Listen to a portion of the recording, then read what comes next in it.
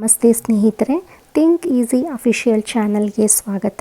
ಇವತ್ತು ನಾನು ಮಾಡ್ತಿರೋ ಸಿಂಪಲ್ ರೆಸಿಪಿ ಯಾವುದು ಅಂತ ಅಂದರೆ ಮಟನ್ ರೋಸ್ಟು ಸಿಂಪಲ್ಲಾಗಿ ಟೇಸ್ಟಿಯಾಗಿ ಹೇಗೆ ಮಾಡ್ಬೋದು ಅಂತ ನೋಡೋಣ ಬನ್ನಿ. ಇದಕ್ಕೆ ಬೇಕಾಗಿರೋದು ಈರುಳ್ಳಿ ಈ ಥರ ಹೆಚ್ಚಿಟ್ಕೊಳ್ಬೇಕು, ಟೊಮೊಟೊ, ಶುಂಠಿ ಬೆಳ್ಳುಳ್ಳಿ ಜಜ್ಜಿಟ್ಕೊಳ್ಬೇಕು ಮತ್ತು ಹಸಿಮೆಣಸಿನ್ಕಾಯಿ. ಮಟನ್ನ ಉಪ್ಪು ಮತ್ತು ಖಾರ ಹಾಕಿ ಬೇಯಿಸಿ ಇಟ್ಕೊಂಡಿದ್ದೀನಿ.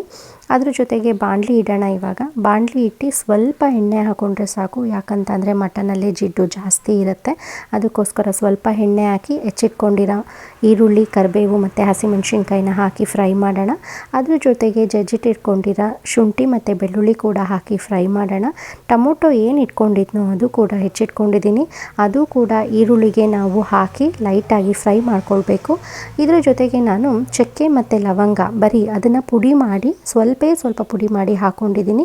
ಆಮೇಲೆ ಸ್ವಲ್ಪ ಅಚ್ಚ ಖಾರದ ಪುಡಿ, ಅರಿಶಿನ ಪುಡಿ, ಸಾಂಬಾರು ಬೀಜ ಪೌಡ್ರು, ಜೀರಾ ಪೌಡ್ರು ಎಲ್ಲ ಹಾಕಿ ಚೆನ್ನಾಗಿ ಕಲಸಿದ್ರೆ, ನೀರು ಹೋಗೋ ತನಕ ಚೆನ್ನಾಗಿ ಕಲಸಿ ಫ್ರೈ ಮಾಡಿದ್ರೆ ಫೈನಲಿ ನಮ್ಮದು ಮಟನ್ ರೋಸ್ಟ್ ರೆಡಿ ಆಗಿದೆ. ಸೊ ಈ ರೆಸಿಪಿ ನಿಮಗೂ ಇಷ್ಟ ಆಗಿದ್ದಲ್ಲಿ ನಮ್ಮ ಚಾನಲನ್ನು ಲೈಕ್ ಮಾಡಿ, ಶೇರ್ ಮಾಡಿ ಹಾಗೂ ಸಬ್ಸ್ಕ್ರೈಬ್ ಮಾಡಿ.